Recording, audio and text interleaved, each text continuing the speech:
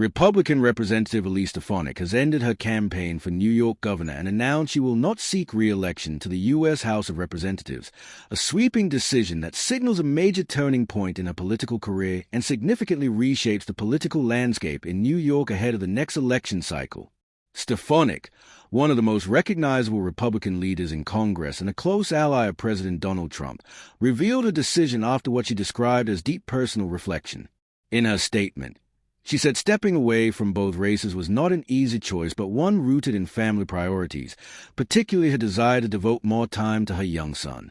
She framed the move as a pause from elected office rather than a retreat from public service, noting that her family responsibilities now outweigh the demands of high-profile campaigns and life in Washington.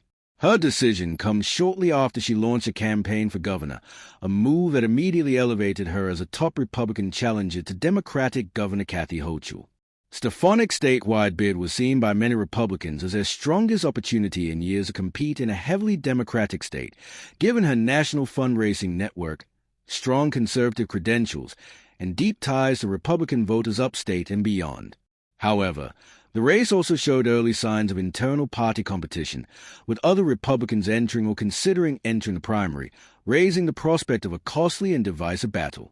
By withdrawing from the gubernatorial race and declining to run again for Congress, Stefanik is also leaving behind the House seat she has held since 2015. Representing New York's 21st congressional district, she built a strong base of support across the North Country, winning re-election comfortably in multiple cycles. Her departure opens one of the most closely watched congressional contests in the state, with both parties expected to view the district as a top priority in the next election. Republicans will aim to defend the seat, while Democrats see an opportunity to compete in a district that has shifted politically in recent years. Stefanik's rise in national politics has been swift and notable.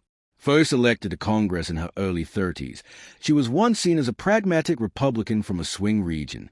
Over time, she became a prominent voice within the party, aligning more closely with conservative base and emerging as a fierce defender of President Trump. Her elevation to chair the House Republican Conference made her one of the highest-ranking women in GOP leadership and a central figure in shaping party messaging. Throughout her tenure, Stefanik played visible roles in major congressional hearings, party strategy debates, and national media discussions, earning both strong loyalty from supporters and sharp criticism from opponents. Her ability to navigate national politics while maintaining a strong district presence helped cement her reputation as one of the Republican Party's most influential figures outside traditional strongholds in the South and Midwest.